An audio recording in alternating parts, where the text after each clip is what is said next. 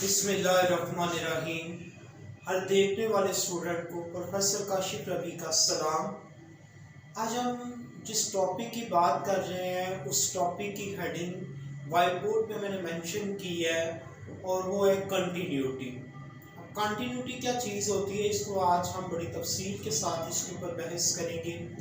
लेकिन वो बहस शुरू करने से पहले, लेक्चर का बाकायदा आगाज़ करने से पहले मेरी वही रोज़ वाली नसीहत कि तमाम स्टूडेंट अपनी कापी, किताब, कलम अपने साथ रखें ताकि लेक्चर को ना सिर्फ सुना जा सके बल्कि इसको नोट भी किया जा सके, इसकी प्रैक्टिस भी की जा सके और आपके अपने रिकॉर्ड में भी आ जाए।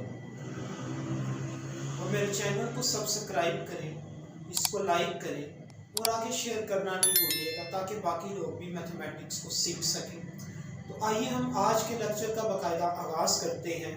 तो ये आज के लेक्चर का जो टॉपिक है वो ये है continuity of a function at A point. ये ऊपर मेंशन की गई है continuity of a function at A point, यानी किसी फंक्शन की आपने कंटिन्यूटी चेक करनी है किसी एक पॉइंट के ऊपर, तो उसके लिए कंडीशन क्या है, उसकी डेफिनेशन क्या है।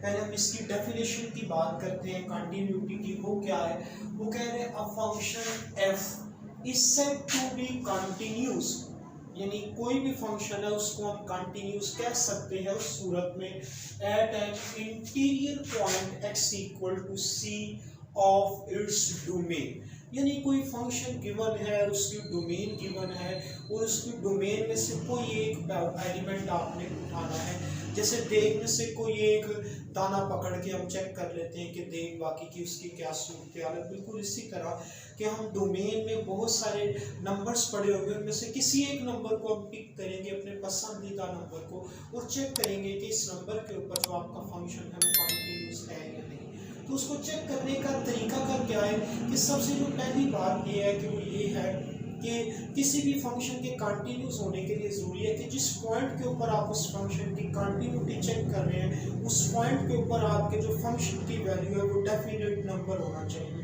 यानी आप x की वो वैल्यू अपने गिवन फंक्शन के अंदर दर्ज कर दें और जब आपको आंसर मिले, जो आपको आउटपुट मिले, वो एक डेफिनेट नंबर होना चाहिए। तो पहली कंडीशन ये लिखी गई है कि f of c is defined, यानी जो आप इनपुट ले रहे हैं अपने डोमेन में से कोई ख़ास इनपुट ले रहे हैं जिसके ऊपर आपने कंटिन्यूटी चेक करनी है, उसके ऊपर आपका जो आउटपुट है वो एक डेफिनेट नंबर होना चाहिए। दूसरी कंडीशन ये है कि आपके जो फंक्शन है इसकी लिमिट भी एग्जिस्ट करनी चाहिए from the left and right, unique होनी चाहिए। लिमिट के एग्जिस्टेंस का मतलब ये होता है। और तीसरी कंडीशन ये है कि आपके limit of the function and value of the function, यानी आपके फंक्शन की लिमिट और आपके फंक्शन का जो आउटपुट है वो दोनों का जो आंसर है वो सेम आ जाए। तो हम कहते हैं किसी भी फंक्शन के ऊपर आपके अगर आपकी ये तीन कंडीशन सेटिस्फाई हो जाती है तो हम कहते हैं कि जो आपका फंक्शन है ये कंटिन्यूस है। अब नेक्स्ट आपके पास डिसकंटिन्यूटी की टाइप्स हैं। बाज़ लोग ऐसा करते हैं क्वेश्चन देते हुए कि ये चेक कह देगा कि आप चेक करेंगे कंटिन्यूस है या नहीं, और बाज़ लोग ऐसा करता है कि आपसे वो डिसकंटिन्यूटी की टाइप भी पूछ सकता है या आप उसको खुद बता दें अगर आपको पता है। तो सबसे पहली जो टाइप में इधर लिखी गई है वो लिखी गई है removable discontinuity. Removable discontinuity, removable discontinuity का क्या मतलब है कि आप इन तीनों कंडीशंस की बात करें, आपका ये लिमिट वाली जो कंडीशन है इसको सेटिस्फाई करे, लेकिन आपका जो आउटपुट है उस खास डोमेन के एलिमेंट के ऊपर वो डेफिनेट नंबर ना आए बल्कि अनडिफाइन हो जाए। तो इस टाइप के फंक्शन को हम बोलते हैं कि इस पॉइंट के ऊपर आपका जो फंक्शन है वो रिमूवेबल डिसकंटिन्यूटी के ऊपर है। ये मेंशन किया गया ब्रैकेट में, limit exist but value of function is not defined. आपकी लिमिट तो एग्जिस्ट करती है लेकिन वैल्यू जो है वो आपके फंक्शन की वो डिफाइंड नहीं है। फिर इसके बाद क्या है, जंप डिसकंटिन्यूटी। क्या है, जंप डिसकंटिन्यूटी में ऐसा होता है कि आपकी लेफ्ट लिमिट भी एग्जिस्ट करती है, राइट लिमिट भी एग्जिस्ट करती है, लेकिन दोनों साइड से जो आपकी लिमिट है वो यूनिक नहीं होती, बोथ आर डिफरेंट। दोनों साइड से जो आपकी लिमिट है वो डिफरेंट आ जाए तो हम कहते हैं कि जो आपका फंक्शन है वो जंप डिसकंटिन्यूटी दे रहे। और तीसरी ये है कि आपकी लेफ्ट लिमिट भी इनफाइनाइट आ जाए, लेफ्ट राइट लिमिट भी इनफाइनाइट आ जाए, तो हम ये कहते हैं कि ये जो फंक्शन है इसकी जो कंटिन्यूटी है वो इनफाइनाइट थर्ड टाइप की कंटिन्यूटी है। अब ये देखिए, अब इन क्वेश्चंस को, ये जो मैंने डिसकंटिन्यूटी की एग्जांपल्स लिखी है, इन एग्जांपल्स को सामने रखते हुए कुछ एग्जांपल्स हैं आपकी एक्सरसाइज की बुक के ऊपर, हम उनको सॉल्व करने की कोशिश करते हैं। तो सबसे पहले आपका जो पेज नंबर 29 है, तमाम स्टूडेंट अपनी किताब का पेज नंबर 29 ओपन करें, अपनी काफ़ी किताब रेडी करें। तो ये एग्जांपल नंबर 2 देखें, एग्जांपल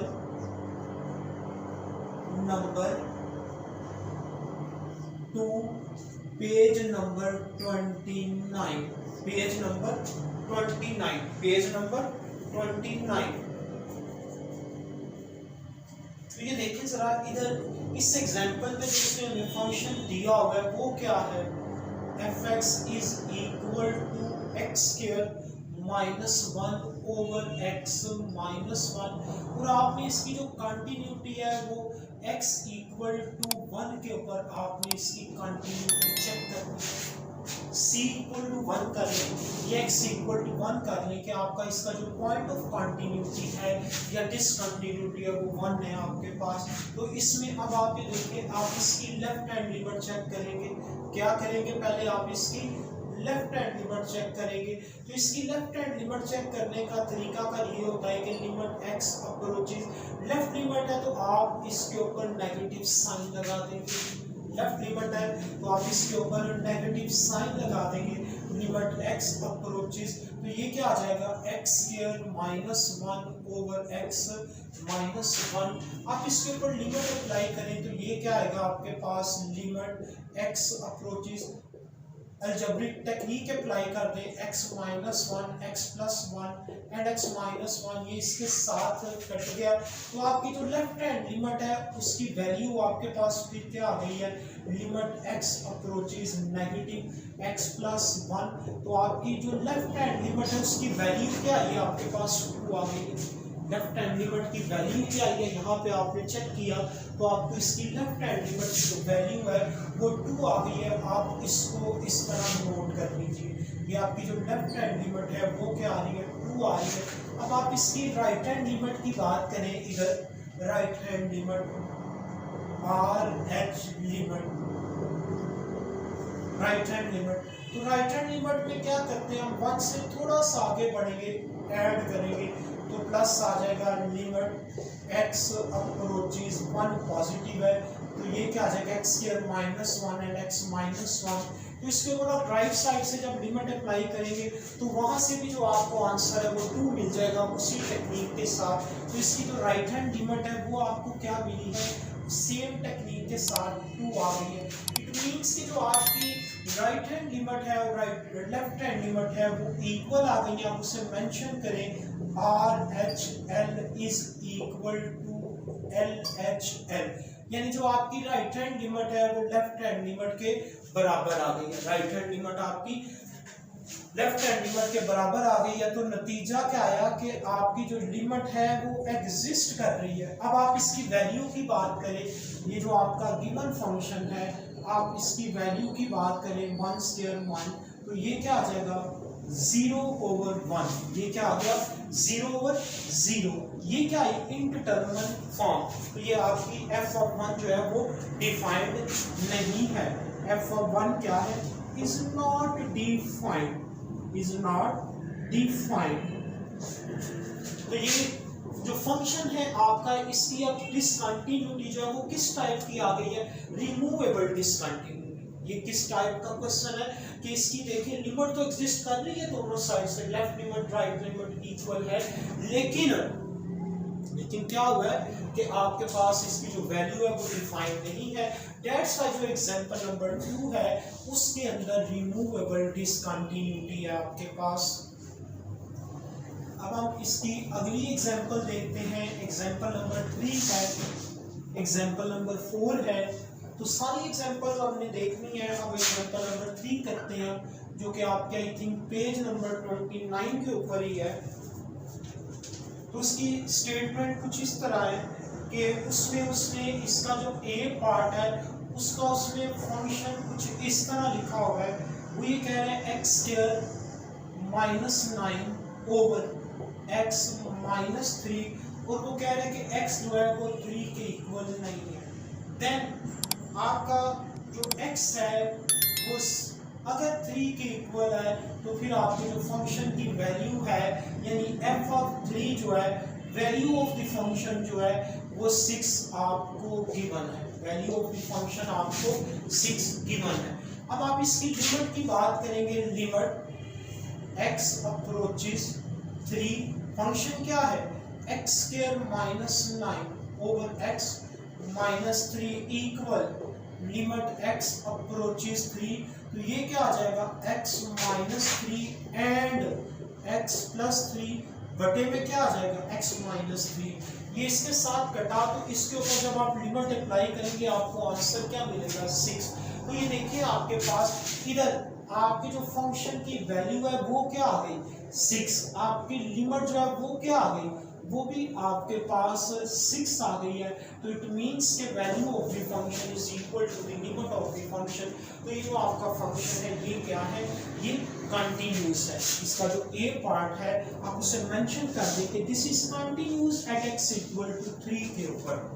अब आप इसके बी पार्ट की आप बात करें, बी पार्ट एग्जांपल नंबर 3 में बी पार्ट, ये ज़हन में रखिए जो ए पार्ट है उसमें पीस वाइज डिफाइंड फंक्शन है x square minus 9 and x minus 3, x minus 3 आ जाएगा आपके पास।